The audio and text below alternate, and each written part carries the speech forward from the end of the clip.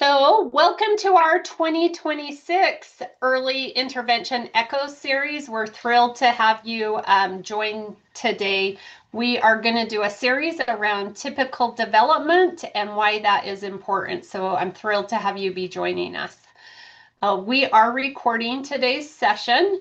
We use that for educational and quality improvement purposes. We store the recordings on our Canvas page as well as our YouTube channel so that you can go back and review this information, share it with others, or use it however you would like. If you don't want to be recorded, please just disconnect from today's session.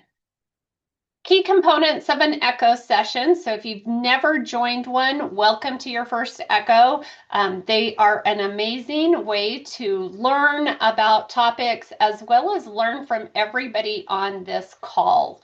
You guys all have some great expertise and I love hearing from you all.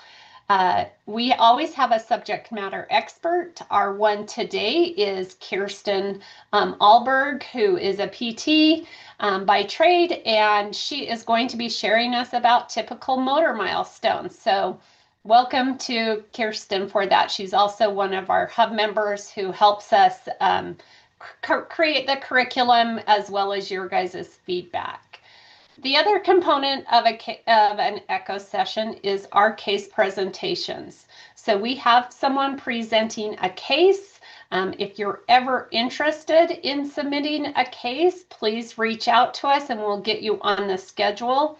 It's a great way to learn and share what you're struggling with and have all your amazing colleagues on this call give you recommendations, which is the third component, which is that professional networking. So realizing that we're not all out here doing this on our own, and we have all these great people throughout the state and country that are willing to help us out. We love those, the interactive community. So if you have any questions or comments, put those into chat. And Kurt Phillips, one of our hub members, we'll also make sure that those questions are asked and answered. We love that participation, especially in this virtual world. How do we continue to do that? But we also ask that you just be respectful of the presenters. So make sure that we keep our questions brief and on topic. Always introduce yourself. If you can turn on your camera during the session, it makes it more meaningful and connects us to each other on the call. Like I just see Pat picking up her water as she's drinking. And so it makes it seem like I'm not just talking to a blank screen or to myself. But we also do talk about clients that we work with.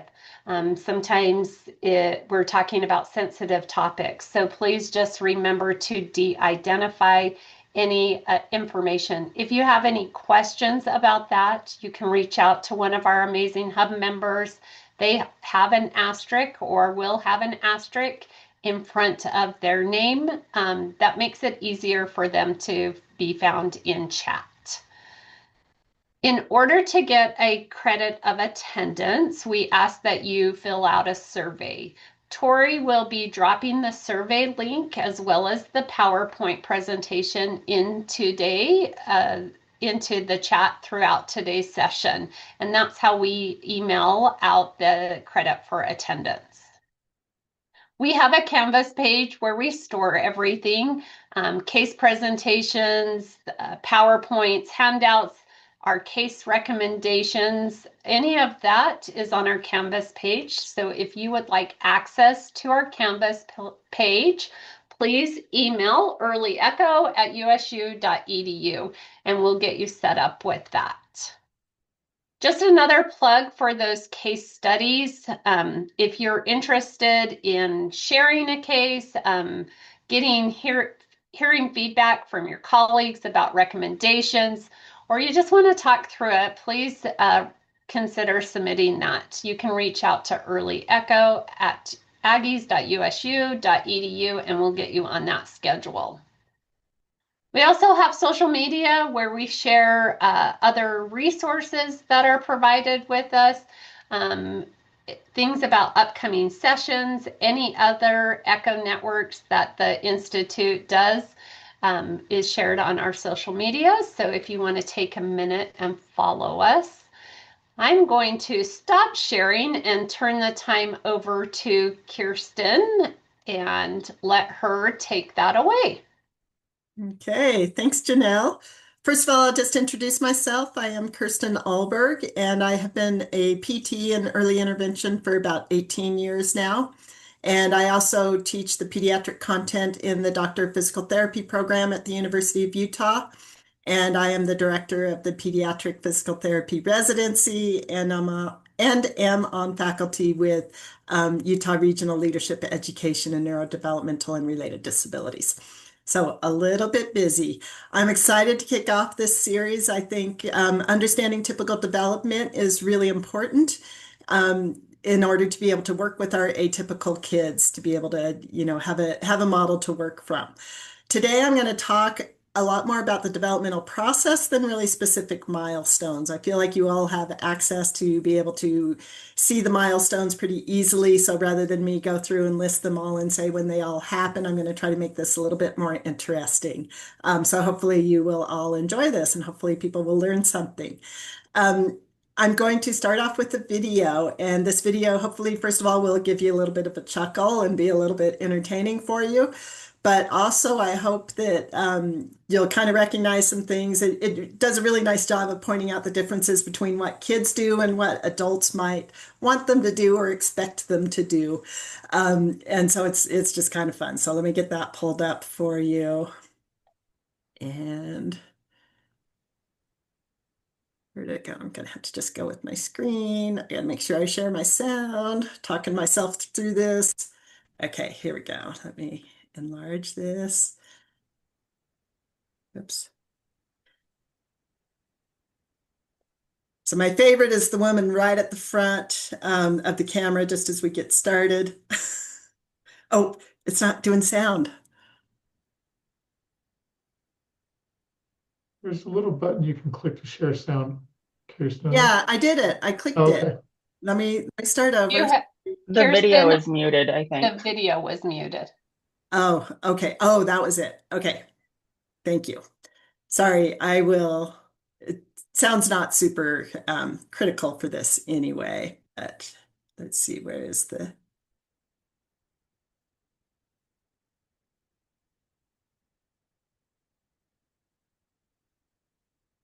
There it is, right there. Here we go in 3, 2, 1, crawl. All right. This is going to be intense. All right, parents, make sure behind the start line. Parents, make sure you're behind the start line.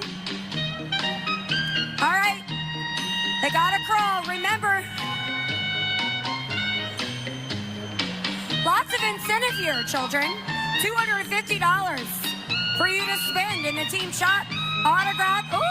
Oh, number 6, automation. Holland Sass, she's Holland Sass. Oh, a little fire hydrant motion there. Change your mind. It's okay, maybe she'll go back. They're thinking it's a field day, I think. All right. Crawling, remember, lots to win here. Oh, she's back at it. Holland Sass, but right behind her, Autumn Breeze. New Orleans and Barrero going head-to-head right now. Looking like Holland Sass might be our winner if she keeps on a roll.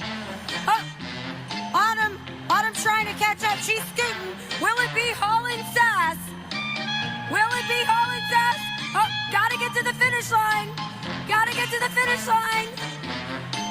So close. And come on, gotta touch the finish line. Come on, Holland Sass. We believe in you.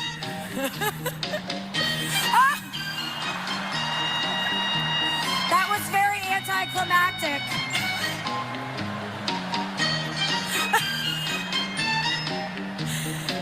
All right, she's just playing with our heads, guys. That's how it works. Oh, number 5's coming. coming. Scooting.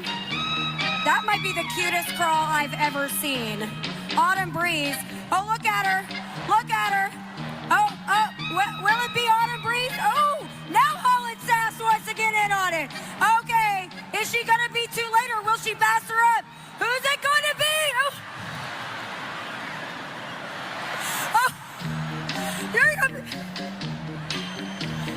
Oh, it's obviously a play date down here on the... Aww. This might be the cutest baby crawl race we've ever witnessed here at the Smoothie King Center. Who is it going to be? 6 is... I just don't know if they can make up their minds. I think they're kind of over you, parents. They're all about each other. It's a field day out here. Having a blast. Oh, wait, Seven's all of a sudden making a run for the money. Deuce, is Deuce gonna, oh, wait, Autumn Breeze. Everyone is very confused. Okay, Deuce is not feeling it anymore. Okay, but Deuce is not loose. Going back, number 12 though, we got from the North Shore, Autumn Breeze, she's our winner! Congratulations, Autumn Breeze, your to our Pelicans. Team shop also going home with the autographed Drew Holiday jersey. Autumn, congratulations. Let's have your moment. Do you have anything to say, Autumn? Say hey.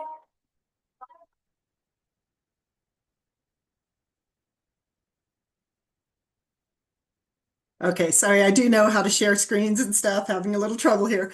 That video always cracks me up. I know that every one of those parents has seen their child hightailed across the room and knows their child is a fast crawler and wants them, knows they can win that race. And that's just not how kids move.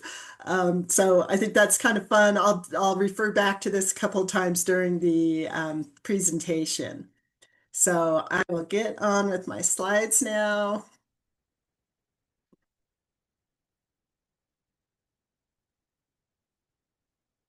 And so this one is called Moving Through the Milestones. I'm going to talk a lot more about moving though. First of all, I'm just going to hit on a couple of foundations about motor learning and how children learn to move. And then I'm going to talk about some considerations for motor and other learning. And this is largely pulled from an article from Karen Adolph from 2018. And she is somebody that she's actually a psychologist, but she does a lot of research into motor development. And her article is called Suggestions for Developmental Research. I'm just going to refer to these as considerations because I just want them to be things that you actually think about rather than suggesting that you research them. And we'll go into a little bit of clinical implications, and then I'm going to talk about just a few specific motor skills and how children might learn those. So as I was thinking about what to do for this, how to present typical motor development in this amount of time, I just thought really understanding this process might be really a good thing to do. And when I came across this article, I think in 2019 or 2020, I'd read a lot of the research that it's based on and already understood a lot of these concepts, but I still learned a lot from reading the article. And I feel like it just gives a really nice overview of development. The basic premise of the article is that she's suggesting that we take learning to walk as a model and how children learn to walk and use that in our thinking about how children develop across domains. So my hopes for this are that you will gain some insights into how children learn and develop. And then, of course, I'll be emphasizing the motor development today. And then I hope that you'll be able to just understand a little bit better how to acquire some specific motor skills. So just a couple of quick foundations. There's whole textbooks and courses on each of these things. So obviously I'm not going to cover it in depth in one slide here. But one of the most important things about motor control when we look at different theories is thinking about the person, the task, and the environment. So as we're trying to help a child learn a task, we need to really think about that person, what their preferences are, what kind of temperament they have, how much tolerance for frustration they have. And then we need to think about the task that we're trying to teach them to do or get them to do. And is this task at the right level? Do they have all the prerequisites? Do we need to adjust the task a little bit so that they can be successful? And then we also need to think about how we're structuring the environment for them, because a lot of times we can just adjust that environment, and that will help adapt them to success. So with children, when we're teaching them skills, we want them to be mostly successful. We're trying to increase their skills and challenge them a little bit. But if we make everything too hard, they're just not going to participate in it. And so we really need to adjust that to what we call the just right challenge, so that they will be motivated to participate without us trying to make them do anything. And then when we look at motor learning, just a few principles. Excuse me, this is not everything, of course, but one of the really big things in learning a motor skill is the amount of practice that you get. And so really that volume of practice is huge. And then we also think a lot about specificity. Are we practicing the actual thing? So like if I want to gain strength to be able to do a squat, and I sit here in my chair and I straighten out my leg, even if I'm pushing against resistance, that doesn't necessarily help me learn how to do a squat, because it's using one of the same muscles, but it's not really very specific. So we do need to really practice the specific task that we want to do. And then we want some variability in that practice. And this variability is a really important concept for motor learning. When typically developing children are learning, they really demonstrate a lot of variability in the way that they do things. And that builds a nice rich repertoire for them, which allows them then to be able to be adaptable in their responses to the environment. So we want to make sure when we're teaching skills that we're including some variability early on. We don't want to make it so variable that they can't be successful, but we need to just not practice the exact same thing over and over and over. And then our learner engagement and our attention are really important as well. And you all know if you're excited about something, you're going to learn better. If you're feeling really horrible, it's not going to be the best time for you to learn. And we actually have research out now that tells us that if we can balance out our cognitive challenges with our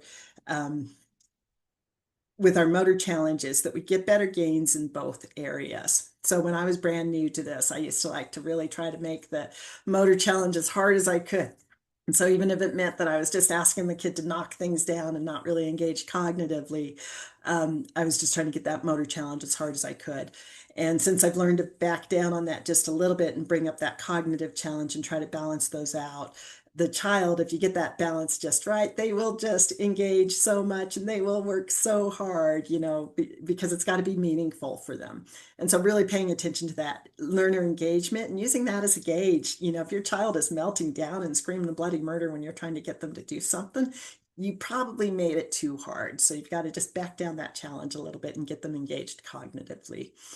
And then another principle for motor learning is what type of feedback we give them. And how often we give that feedback. And so typically we're going to start with a little bit more feedback and fade that off. We don't want to give them, praise every single time they do something, or else they're going to learn to only do it if they get their praise. And so really a random feedback schedule is the one that's going to be typically the most effective. And the classic example of that are the slot machines, that every once in a while you get a win and that just keeps you wanting to come back for more. So I'm going to go into these considerations from the Adolph article. And the very first one is just that these universal stage-like progressions don't really represent individual development. So there's a lot of variability in individual development. And a lot of these charts that we have make it look like everything is really stepwise, like you've got to get one thing before you can get to the next thing. And our higher level skills do build on the foundational skills, but not all skills in a chart, have to happen in the exact same order. There's a lot of overlap. You can be working on one skill, still working on one of the lower level skills while you're also working on one of the higher level skills.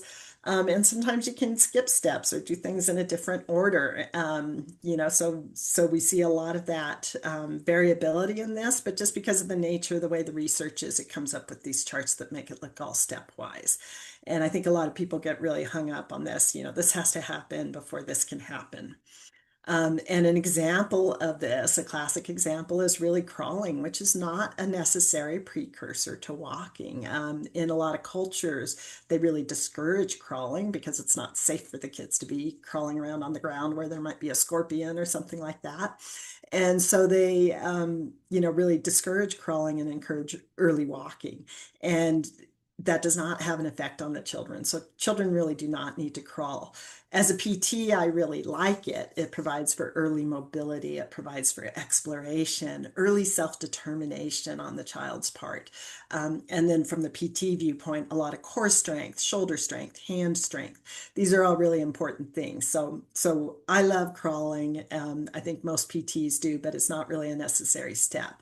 But it's in those charts, and a lot of people used to think that it was really necessary. And it's now actually not included on the current milestone checklist, which was a big controversy in the PT world. I'm not going to get into all of that. Our second consideration is that skill onset is not an on-off switch. So once they do something doesn't mean they necessarily have it down all the way. Skills emerge for a while before they get to be like what we would call mastered, which again, I'll get into that a little bit more later. But we see that these skills kind of stutter into their repertoires, and we have some variable trajectories, and we might see the skill a little bit, and then we might not see the skill a little bit, and this takes a little while for this process to happen. But those longitudinal studies, which again, looking at things longitudinally is a good thing, but then you wind up with these charts that make it look like it's stepwise, like, okay, you got this. They take a step and okay, now they're walking, they got it. And so that kind of mischaracterizes the shape and the rate of development a little bit. And so the example of that is typically when a child is able to take a few steps walking independently. It usually takes about 2 to 3 months until they're really walking as their primary mobility. And that's kind of the typical time frame. Sometimes I see even my kids who are delayed. As soon as they take a few steps, they are just all in and they got it down in a week or two and they're walking as their main form of mobility and on any surface or whatever. But some of our kids who are delayed take a lot longer than that, 2 to 3 months. And so I think it's important to be able to tell parents this, because a lot of times the child takes the first steps and then, a couple of weeks later, they're like, they still don't walk very much. And this is just this gradual transition. So we're really looking for them to a general trend that they're doing more and more of their mobility and walking. And we hope to see that they're walking really as their main form of mobility within a few months of when they start taking their first steps. But early in the process, a kid might take a few steps and they might even take a few steps multiple times in one day and then not take any steps again for another week or two. And that is really fairly typical. So in those early days of the process, there's going to be days that they don't take any steps. And then later in the process, there might be days that they don't walk very much, that they take fewer steps than they did the day before. So they don't necessarily build day to day to day, but we would just want to see that trend is moving in the direction of more and more steps, larger percentage of their mobility for walking.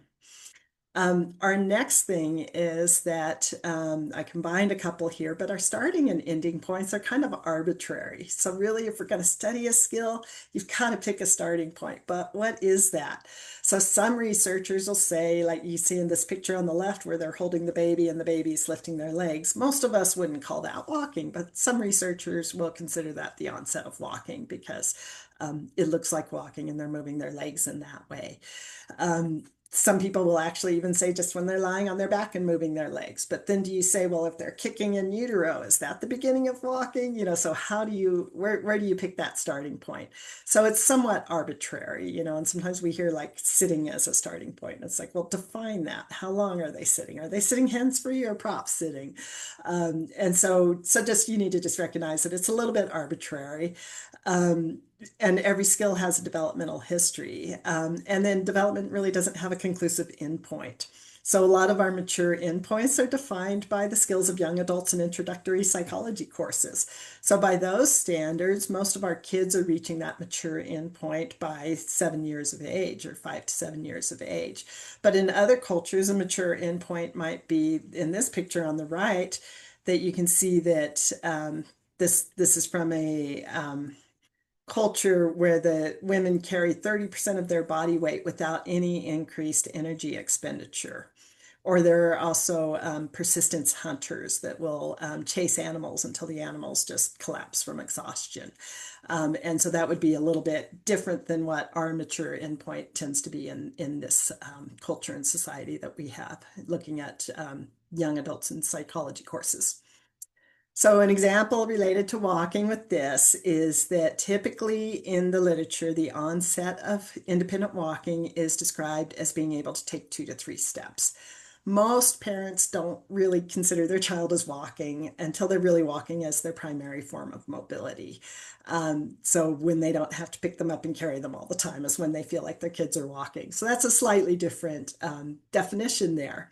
And it's just important to be aware of that and talk to families about that. And in some studies, I've seen that they just say if the child takes 2 to 3 steps, if they do it once, that's their starting point. They're walking now. And other studies will say, well, they need to be doing that consistently over the course of some days.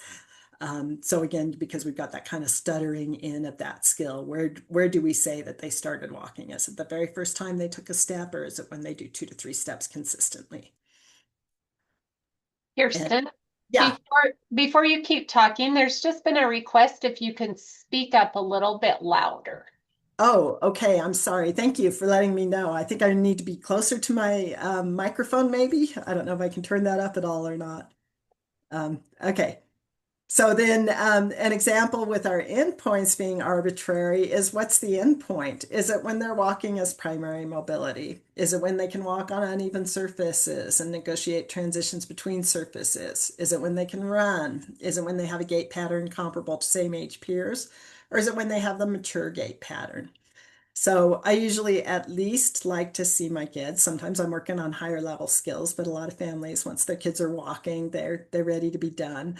But I usually at least want to see them walking as their main form of mobility and have a gait pattern that's comparable to their peers.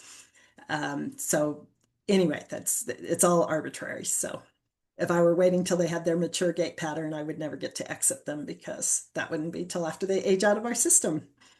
Our fifth consideration is that our child rearing alters the onset age and the form of the skill acquisition.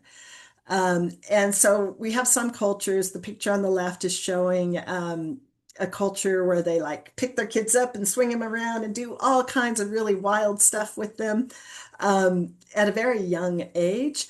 And then you've got cultures where they wrap them up and really confine them and restrict them quite a bit. And so we just need to be aware of this with norms because the World Health Organization standards come from cultures that don't really specifically exercise or restrict their kids. And so if you look at those standards, you've got roughly a third of the world's infants that are behind in the standards and a third of the world that are accelerated. And then you've got a third of the world that's being on track. So who's really to say that? Eventually, even in these cultures where they really restrict the kids do catch up.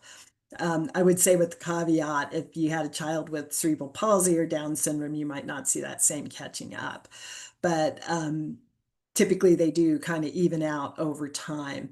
And so we just need to be aware of that with our norms, where those norms are from. And things might be different according to how the parents, what their culture is and how they raise their child and what types of things they do.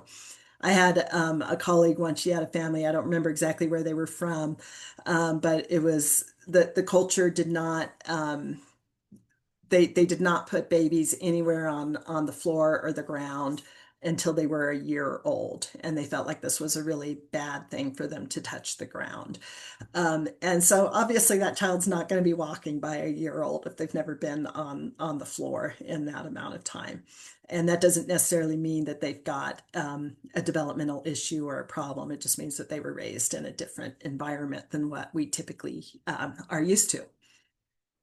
And then we also, just a couple of examples of that. We know that back to sleep has changed our motor milestones, but it's kept a lot of babies alive, so that's a good thing. But specifically, it's delayed the acquisition of crawling. If we compare head control, just basic head control that we typically expect by 3 months of age and upright.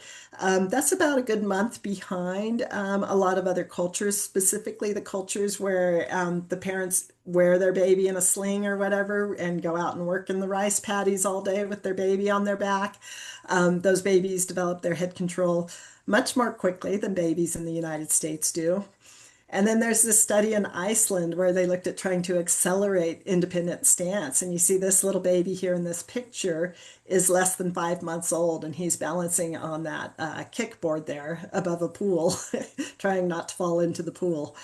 And so things can be altered by our practices with our children, which is why our intervention is so great, because that means that we can alter the way that the kids are developing. And so these norms are a really great starting point to assess development, and they're often really our first indication that something is up. So those norms are really important, but they really don't tell the whole story. So we need to be aware of that when we're working with families.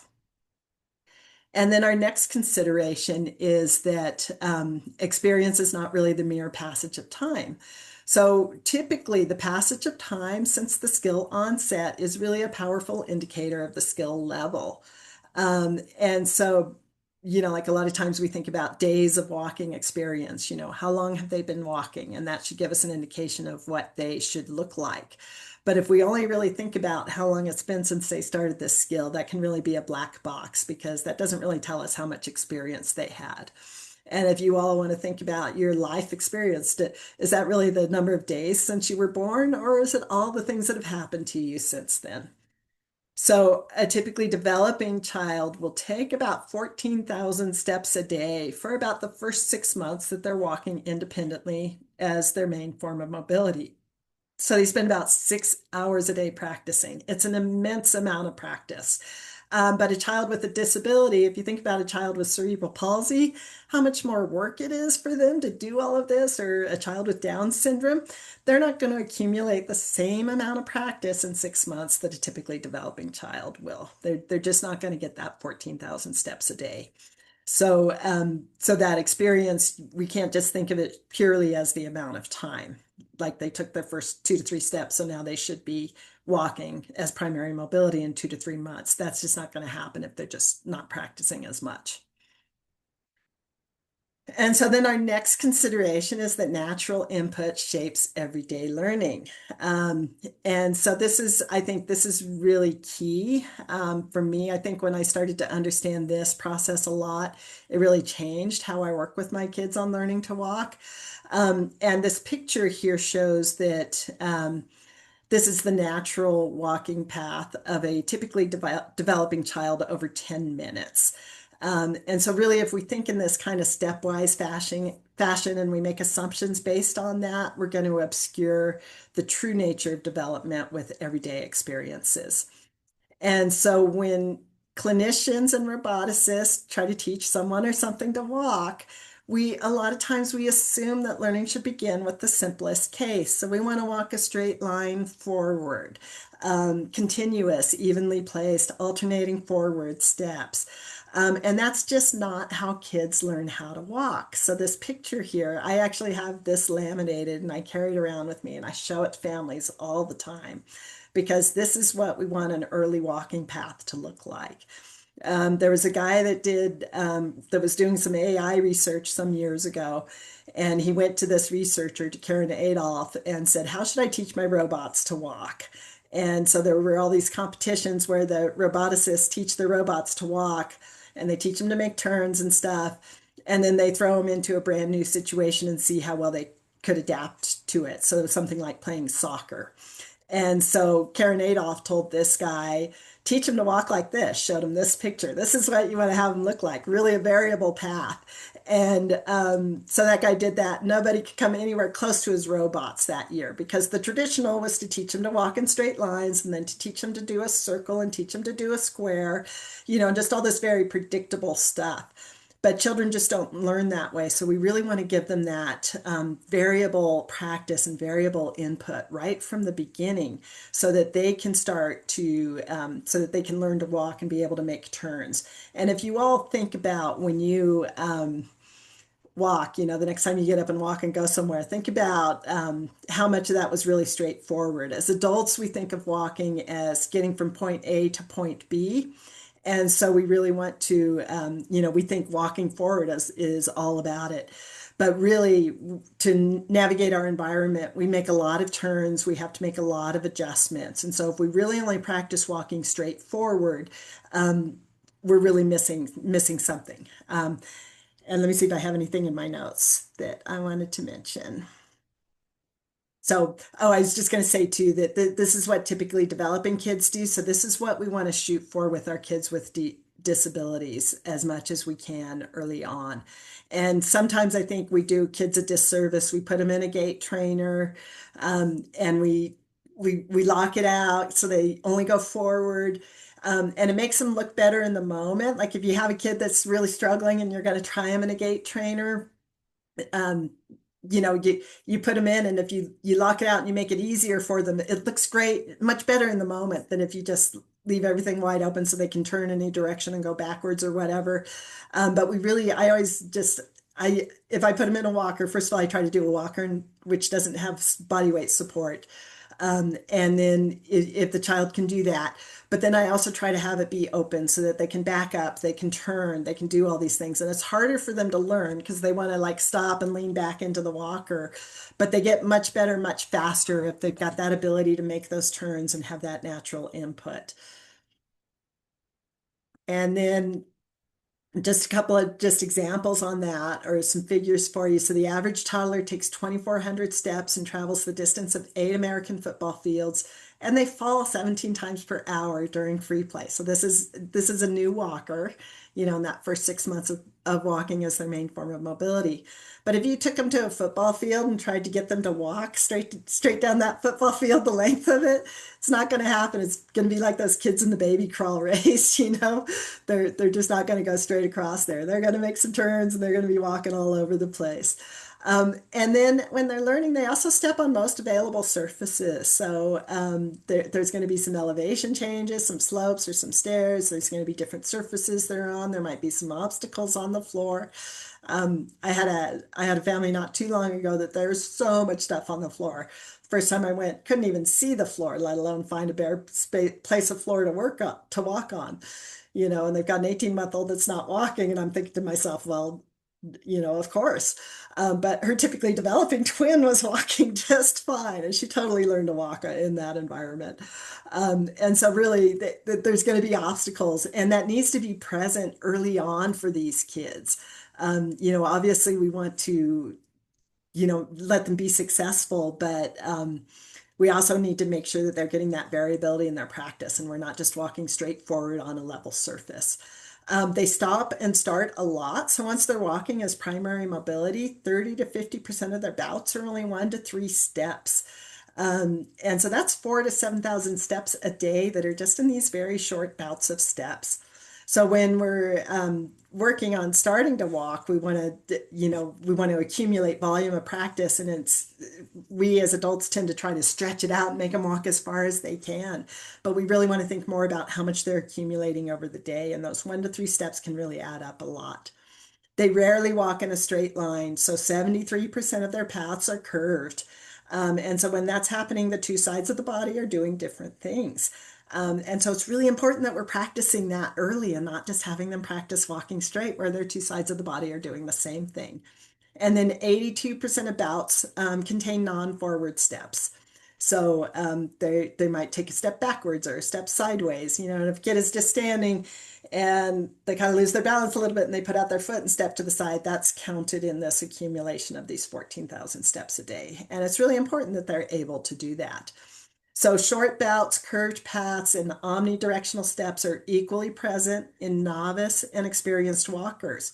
So that tells us that the kids that are just learning to walk aren't just doing this because they're not good walkers. We still see this as a pattern once the child gets to be a good walker. And so if we're doing our training and we're basing that on continuous forward alternating leg movement, we're really missing some essential characteristics of walking. So it's really, really important that we get this variability in the path going. And then this next one here is that our standard tests are not natural activity. So over on the left here, we see the red steps here. This is how we traditionally test walking, as we have kids walk in a straight line. Researchers know that short bouts and omnidirectional steps are prevalent, but still they try to coax the infant to walk down this straight path.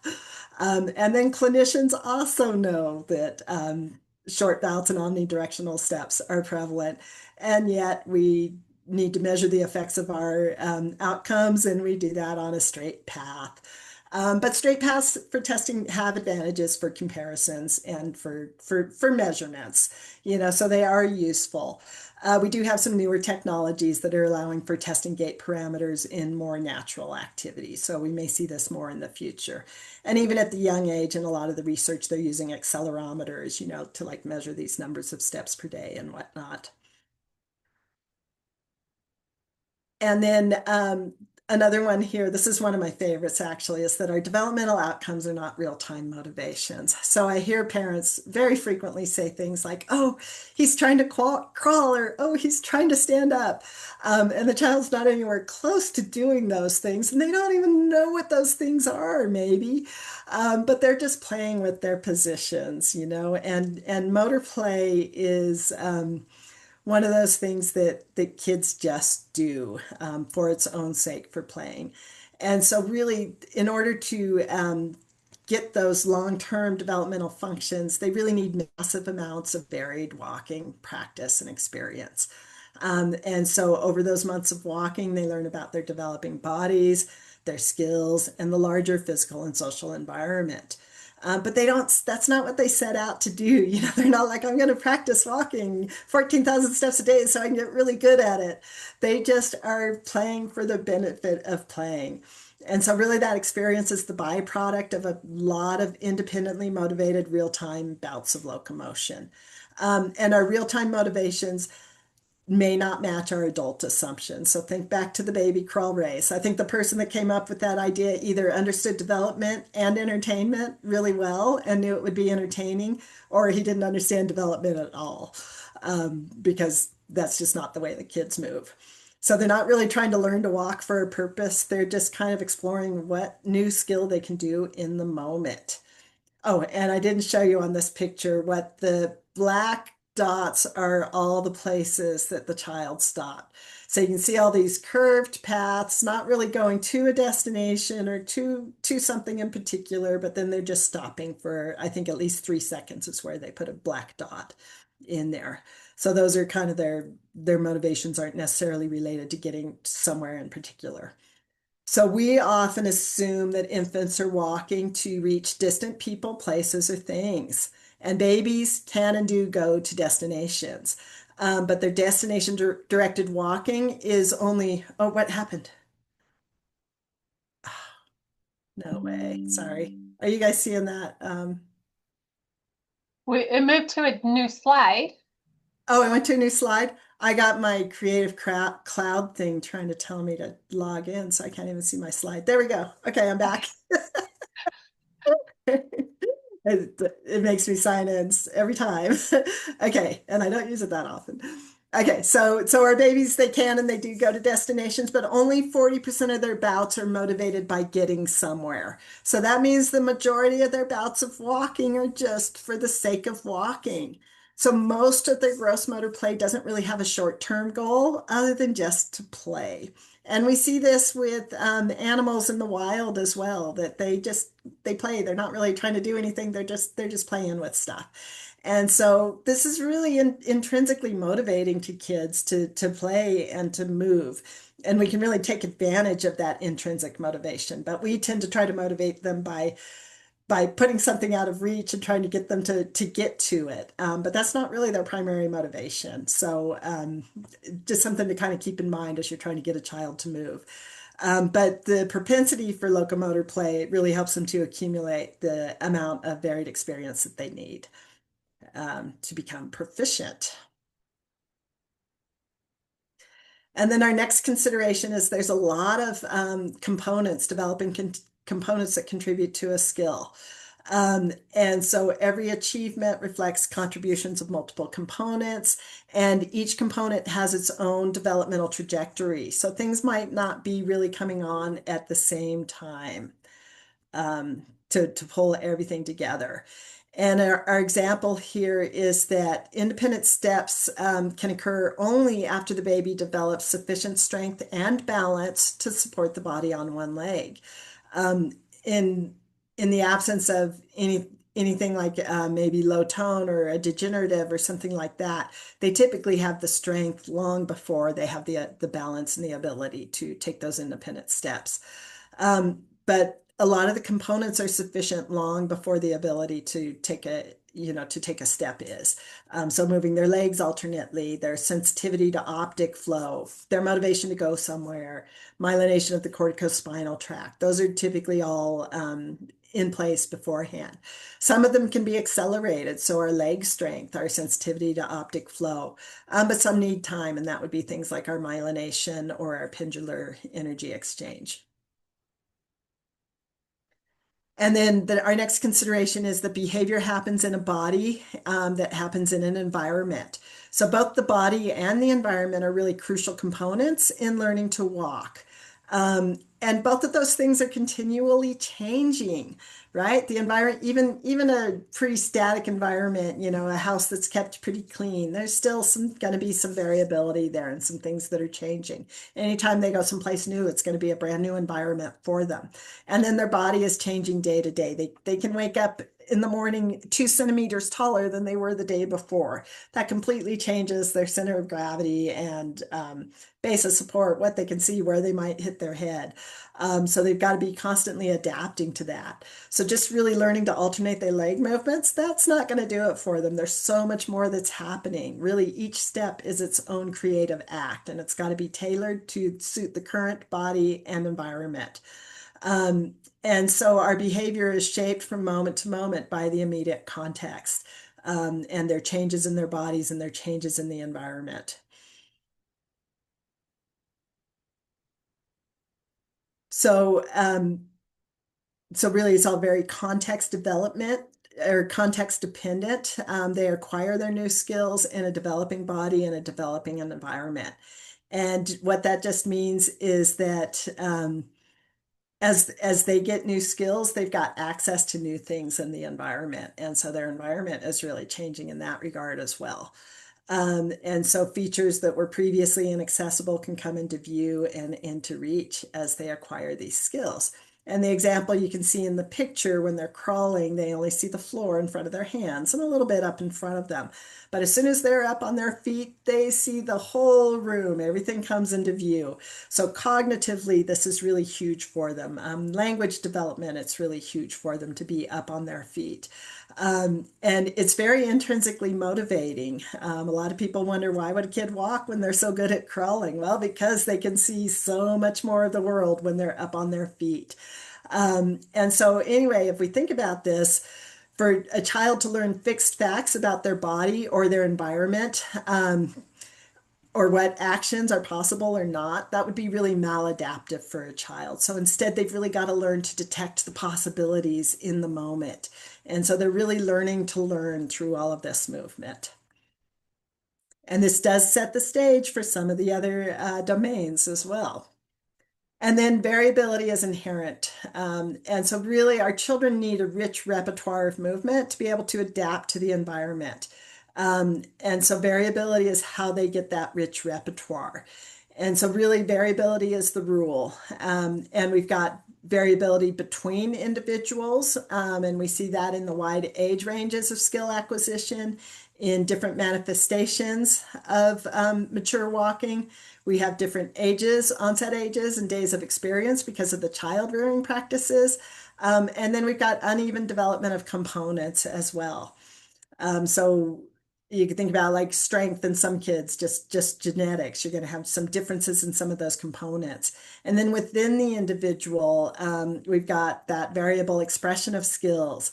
We've got variable walking paths. We've got step-to-step differences. So we're going to see kids taking different length steps. If we put paint on their feet and track their footprints, their feet are going to be pointing out at different angles with different steps. There's going to be different lengths of steps. There's just going to be a lot of variability there early on. And then some of their initiation and termination of their walking bouts might seem random to us because we're trying to attribute these adult motivations for it. And then their bodies are changing constantly and the environment is changing for them. So that's going to give them some variability. And then they're even going to use a variety of strategies. Even in a single session, you'll witness a child try out multiple different strategies for things. And that's a good thing that they're trying out those different strategies and finding different ways to do it. We don't want to just teach them one way to do it. And both types of variability may decrease or increase off and on, but they're always going to be present in development. And then our next consideration here, I'm almost through all the considerations, is that behavior is a cascade of real-time events. So really we see these behaviors develop over days, and they're really just the products of a lot of real-time perception action cycles. And our exploratory activity, we generally are going to see it's going to ramp up, and every child's a little bit different, but they're going to, first of all, look at things before they start. This picture shows them going across a very narrow bridge. They're definitely going to check it out and look at it first. That's their low-cost exploratory activity before they actually go approach it and try to go across it. And then the consequences of their actions, like whether they're successful or they're not successful, whether they get praise, whether they fall, that's going to influence their future behavior. And the actions that occur earlier in the cycle are going to have consequences downstream a little bit. But if we think about motor learning is really kind of the first learning that babies do. And motor learning is learning. They're using a short-term memory. They're using some trial and error. They're definitely doing some problem solving and figuring things out. And if they're constantly unsuccessful, this is going to have an effect on their exploratory behavior. And young kids really do need to explore. And then our next consideration here is that skills will instigate a cascade of developmental events. So the onset of independent locomotion really facilitates changes across multiple developmental systems. Mobile infants are less dependent on their caregivers to give access to the larger physical and social world. And walking in particular allows them to go more, see more, do more, and play more. And I think I've got a couple of examples for that on the next slide. So compared with crawlers, our walking infants spend more time in motion. They travel farther distances and visit more places in the environment. They spend more time away from caregivers and see more of the environment. So they travel 4 times the distance of when they're walking as a crawler does. And the onset of walking is related to increases in infant-initiated joint engagement and also to attention in caregivers' joint engagement cues. So they'll be more likely to look where the parent's pointing or to follow their gaze after they start walking. And then caregivers, likewise, no matter how good they are at sitting on the floor and interacting with their baby, they're just going to be more likely to respond to it changes the interactions between the caregivers and the kids. So they're more likely to respond to moving bids for attention with action directives, like go put that over there or bring that to me. And then they also are more likely to express anger, make demands, or admonish infants because now they're getting into things. They're covering 4 times the distance, so they're a lot harder to keep safe. Days of walking predict parental reports of infant receptive and productive language, and that is independent of the age. So across different cultures where children start walking at different ages, we still have this increase in receptive and productive language that happens after walking onset. And then we know that our disabilities that impede our mobility skills are going to impede opportunities for learning about things in the environment and will limit social engagement with caregivers and peers. So if children are not able to move on their own, we need to find ways to help them out with that. So a few implications of all of that is on onset ages and our milestones they're really a good system. They're really important, useful for identifying delays. But if we get too hung up on the specific milestones and when exactly it's supposed to happen and what's supposed to happen before what, we can cause a lot of stress for the parents. We really kind of need to understand this process and why they're not doing that skill. And not just stress out the parent about the fact that the child's not doing something that they should be doing yet. And then also for clinicians, we can learn from the natural training regimen that kids have, which is really just immense amounts of highly variable practice. They're moving through complex and real world environments, and they're practicing complex and simple movements at the same time. So we're not training them to do the simple, take the steps forward. We want them practicing all of the complex stuff at the same time that they're practicing the simple stuff. Making turns, all of that right off the bat. And our most effective interventions are going to really include child-directed movement, where the child is active and they're doing it, and we're not trying to move them through it. And then we're modifying the environment so that they can be successful. And then also our children with mobility impairments can benefit cognitively and socially from assistive devices and or power mobility that allows them to explore, because those things are important too. So I'm going to go into a few specific motor skills. And how am I doing on time here? Okay. So I only picked a few skills to talk about. For most of these, I think what I'm doing is I'm trying to hit on, I'm listing the skill first and I'm working backwards through it. I find sometimes that's a really good way to talk to parents about it, like they want their baby to crawl. So instead of me saying, well, this is what we need to be working on, I'm like, yeah, so for them to crawl, first they got to be able to do this, and then this, and then this, and this is where they are right now. This is where we're working right now, but this is how we're working towards crawling. But recognize the order on this isn't absolute, and children skip some steps, or sometimes they do things in different orders. It's not just this stepwise thing. My intention with doing this was to cover at least a few specific skills and hopefully give people a little bit of an ability to kind of break down a skill into some of the baby steps on how to get there.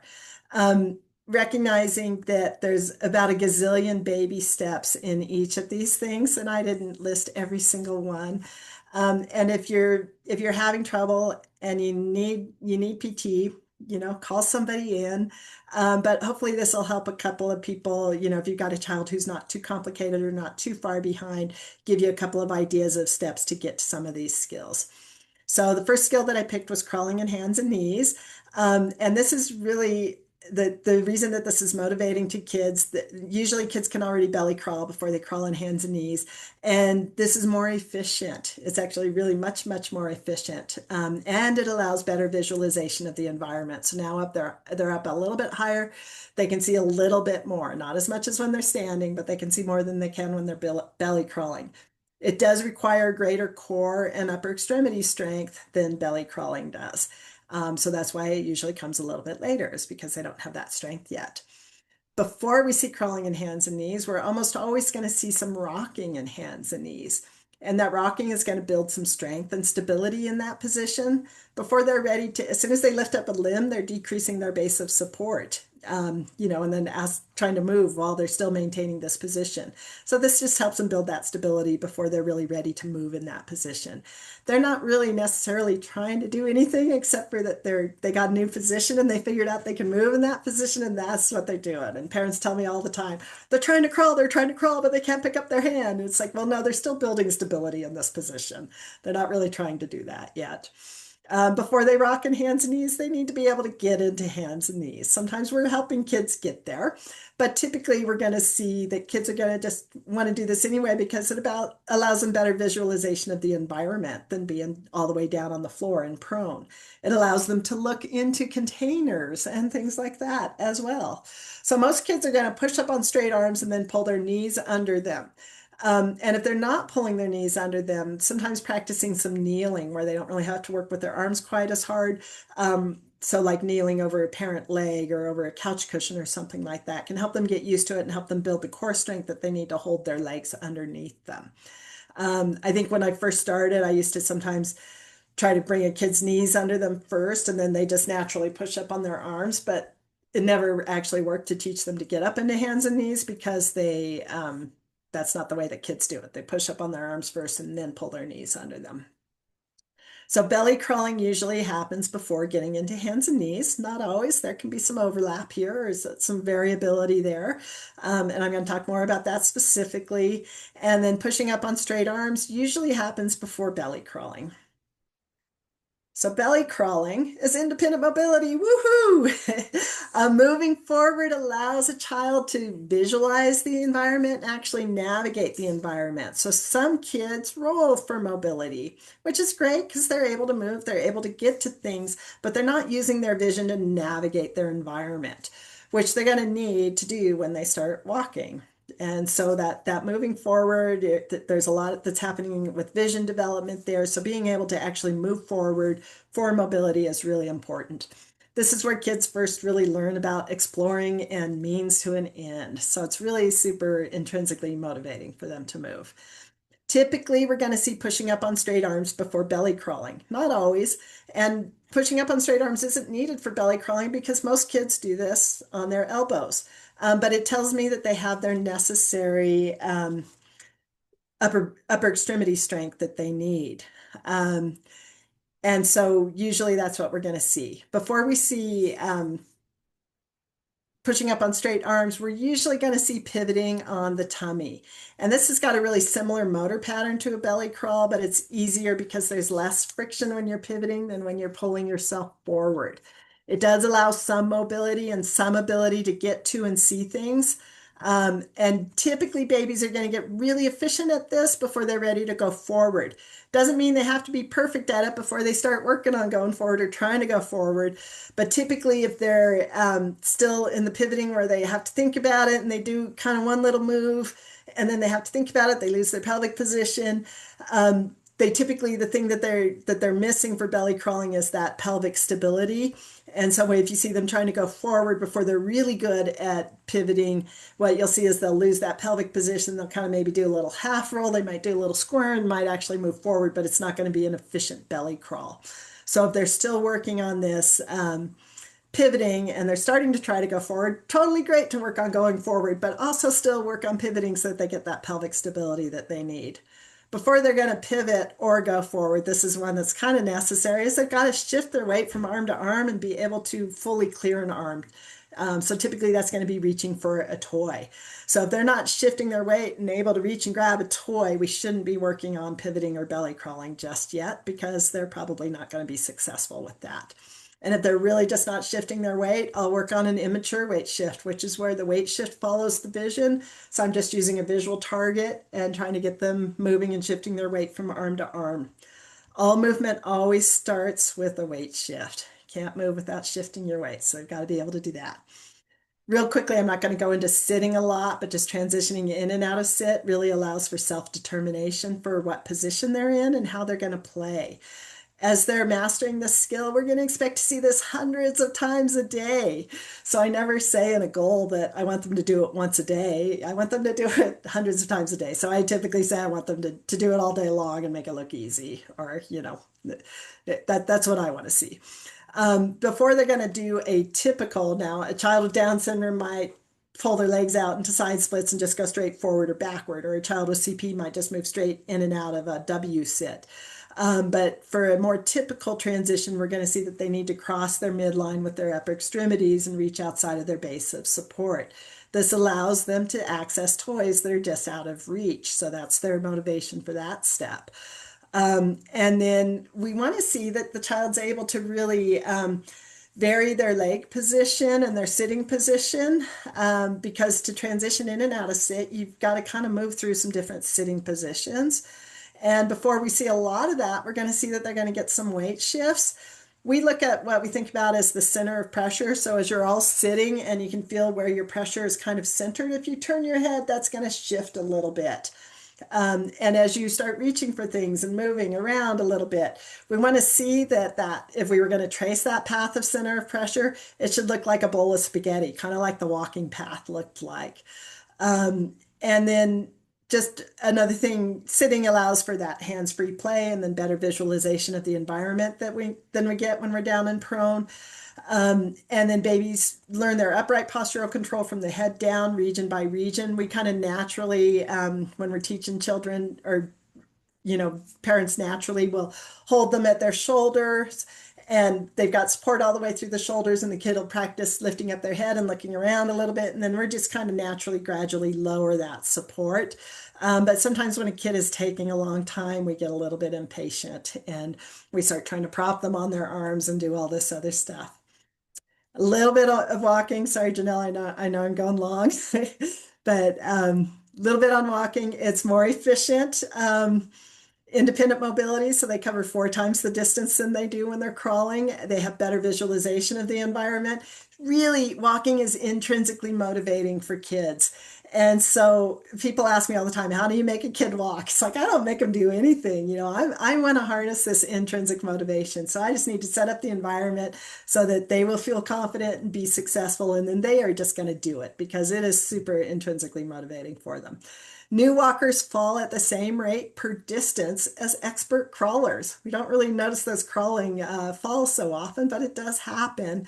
And they're covering 4 times as much distance. So yeah, they're falling 4 times as much. But for them, it's the same number of falls per distance. So it's really, there's not really much of a consequence there. And so they fall about 100 times a day, which is a lot, but most of the falls are 0 consequence for them.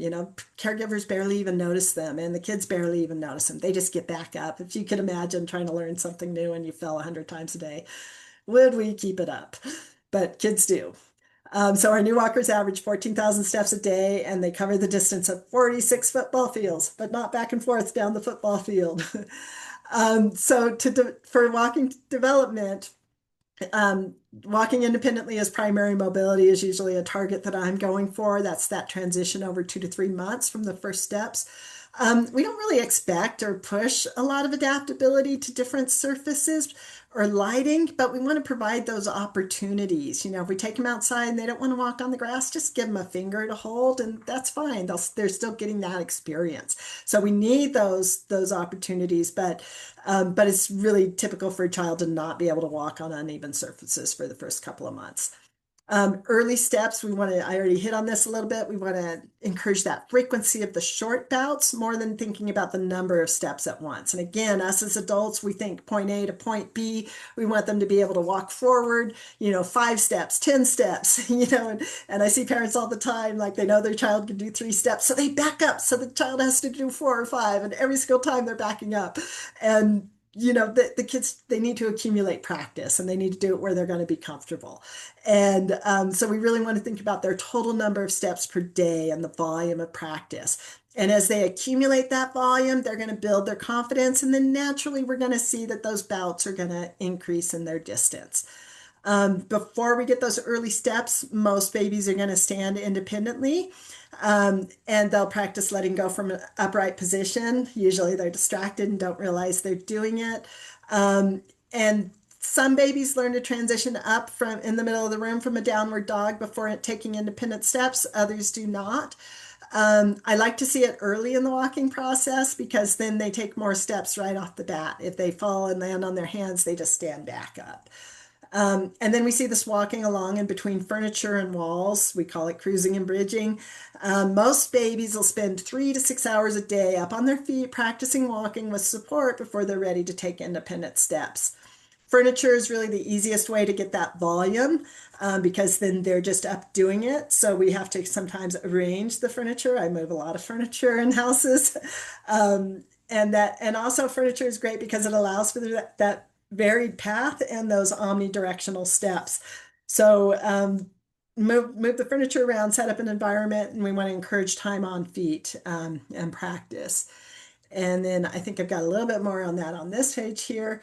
So taking steps at furniture, doing it all day long, making it look easy, making it look fun. That's kind of our target point there. Transferring from one piece to another gets that upright movement with good visualization throughout the room. It encourages those omnidirectional steps. It really helps a lot to have something in the middle of the room, so a coffee table or an ottoman.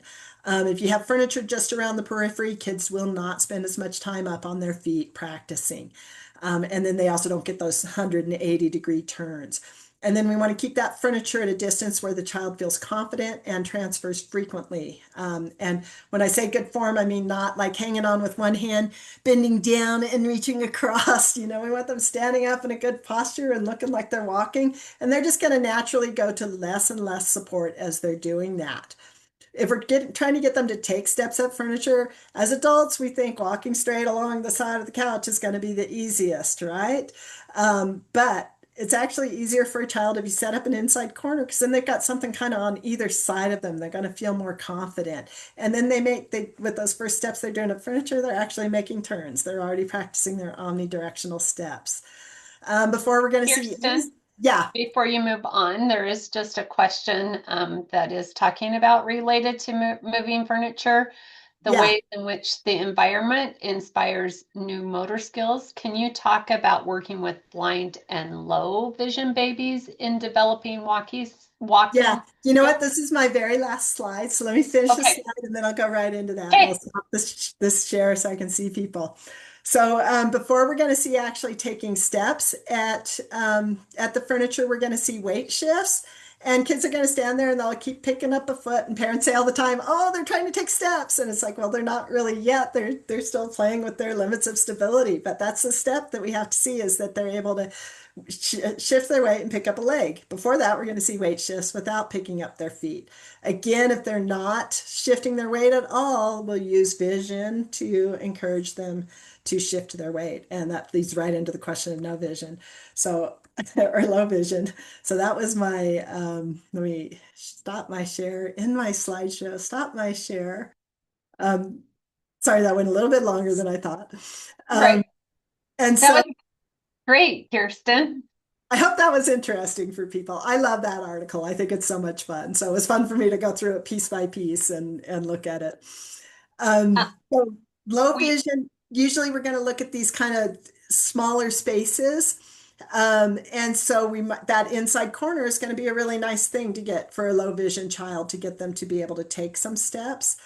And then a lot of times we are giving them some sort of an assistive device that's going to help them. I know our PIP providers do a lot of like a little walker type of thing that's made out of PVC pipe. So it's really just for them to be able to feel the floor and not really provide physical support like you might with a regular walker. So, but typically kind of those smaller spaces, and then taking advantage of whatever vision they have with the bright colors or whatever. And I don't know if that answers the question. Feel free to jump in and ask more if you want. Hey, Kirsten, if I could add in on that topic. Thank you for your presentation, by the way. I just had a little kid I went and saw today that is in this point of time where he's starting to learn to walk, and mom's like, well, he won't walk on his own. And I say, just do as much as you can. Repetition is the key. So I appreciated you going with that. But on the low vision, a lot of times what I'll use an auditory device. So if I'm wanting him to cruise left along the couch, or if I want him to transfer from the couch to the coffee table, I'll put that auditory device where I want the kid to go, so that they know, okay, I can go there. And after they've done it a few times, then they feel safe and go, okay, I can go toward that and I'm confident I'll be safe. And so then as you change up, cruising left, cruising right, moving from the couch to the table, they know if they hear that device, mom or dad set it up, so I'm going to be safe moving toward it. So that's another thing when we talk about the blind and low vision kiddos. I like to use those auditory devices, and usually just a toy they have that'll play music, and they know that that's their safe toy. So thanks for the presentation. Very good. Very well done. Okay. Nice input. I appreciate that. And I think too, what you're saying about the feeling safe, that's so important, that the child feels safe. And so when I see the parents backing up and trying to make them walk further than they've ever walked before, it's like, just, we want them to feel safe. And so that furniture setup, it gets moved around. And I always tell parents, it's not permanent. I just want to put it here for a little while. it's always going to get moved around, but we always want to keep it where if the child is doing it frequently, then that means that they feel safe. If we put it too far away and they get down and crawl, that means they don't feel safe. So we just need to keep it a little bit closer. So because we went over, we are going to forego the case presentation. However, since we have about 15 minutes left, feel free to come off mute and ask any questions that anybody may have to these experts on the call. So Denise had a comment also using motivating favorite toys for cruising towards audio input, PVC pipe walkers, or even a little toy like a stroller or grocery cart, or contact O&M services to do an eval. So we'll just give it an opening. Let me just add one more thing, Kirsten.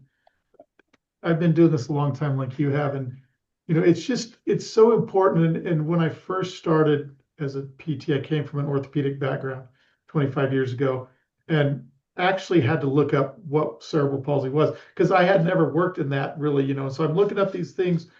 And what I've come to find, and I don't mean to sound bad against PTs because I'm one of them, but the PT, the gross motor stuff really, especially in today's environment, is a means to an end. It's a way, if we want to go shopping, we've got to have some way to be mobile. And so we create that PT. If we want to have a social interaction, we've got to be able to get to an environment where we are able to be social. And so I'm so glad you brought up the importance of mobility in whether it's social interaction, whether it's escaping a sibling, whatever it is, that early motor and early mobility is critical to the development of every other domain we work with these kids on. And so I'm so glad you brought that up because that's something that's taken me years to be able to develop the knowledge that, yeah, I mean, I'd love to think that walking is the number one skill the kid's ever going to use, but probably not. But it is a great means to an end to develop those other skills in those other areas. So again, great job. Thank you. Thanks, Kurt. And you're so right about that social, if you look at the different models of disability, and we're so prevalent here on the medical model, and especially as PTs, that's what we're trying to do is to work with these impairments. But it's also really important to think about that social model and how can we adapt the environment so that these kiddos can participate fully. I have a question about, I think it's old theory. And so I think you addressed it a little bit, but when my children were young, there was the theory that if they didn't crawl, they had to go back, and then they were walking, they had to go back to the crawling stage because something in their brain wouldn't develop correctly. That is old theory. And I've heard people talk about reading and, there's no research to support any of that. And we do have a lot of cultures where kids just don't crawl and they can read and they can do all these other things. So that's based more on a like a neuromaturational theory or really a hierarchical type of theory of thinking that all of these skills were purely dependent on neurologic maturation. And so that's really not the prevailing thought anymore. I was just going to make the point that I don't know if you see this in the states that you guys practice, but we've seen a lot in the last few years in North Dakota where people want to set up these, we call them baby cages, but it's like the adjustable baby gates that you can create this whole area to keep your infant or toddler in. And people kind of start adopting them as a way to not have to watch their child as closely. But then you can see how it's delaying walking development and other motor development and language development and social development. And so I just think the information you gave us today, Kristen, is so helpful to kind of start those conversations about the amount of practice children need. And if we limit their space that they can explore and move it, not in that straight line or, explore different pieces of furniture in their environment, how we can use that information about the type of practice the child needs to maybe facilitate that with parents in a way that doesn't feel judgmental, but just like share that information and try to be creative with them about how they can manage their living space and their safety concerns at the same time supporting their child's development. Thank you for that that comment and input. And I see some of that here. I don't know that I would say that I've seen an increase in it, but I definitely do see some of that. And I do talk to parents about it. And I don't tell them not to do it, but it's like sometime when you're with them, let's make sure that they've got a little bit more of an environment. But it's better than a small playpen, which is better than even putting, like, because a lot of parents will put them in like the walker or the exercisers, or they put them in, a bouncy seat or some type of a container. So at least it's better for them to be in something where they can at least move and explore a little bit. But yes, it can be very limiting as well. Other questions or comments?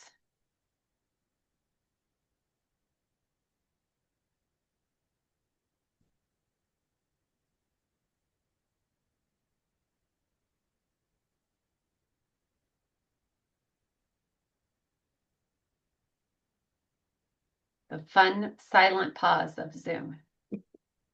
This is Marla. I just want to say thanks, Kristen, and I really liked the ideas of having them on the inside of the furniture so that they feel safe and that they're supported too. And then the idea of having the furniture in their way and not just outside of the room on the perimeter. That's very helpful. Thank you. Good. I hope this was interesting for people and that you got at least a few little tips to work with kids. Well, I think that we were talking about this quickly before the call started, where Shelby mentioned, it's a great reminder of what typical development is, because we get such a skewed vision or understanding of what that looks like, since we are kind of always working with individuals with disabilities. So I'm really excited about this ECHO series. That we are talking about typical development, and thrilled to have Shelby next month talking about typical language development. So if nobody has any other questions or comments, I will give you all 5 minutes back of your time, but I'll wait just a little bit in case somebody has something. I'm going to say one thing about that article that I highlighted is that at the end of the article, there's a whole box on how these same concepts can be thought about in relation to language development. So that's really the whole premise of that article, is thinking about this really globally for development across domains. So if anybody's interested in that, it should be fairly well referenced. It's Adolph 2018, and I can get the article. Janelle, if you want to post that with your Canvas stuff, I can send that to you. Yeah, if you will do that, I will post it to our Canvas page. So Kurt is off the hook today for his case. Hopefully he will not be too sad about that. Thank you, everybody, for your time. Just another plug, if you do have a case that you would like to share with the group, please consider submitting that. And if not, we will see you all February 4th at, the same time, same place, noon, Mountain Standard Time, over Zoom. Thank you all.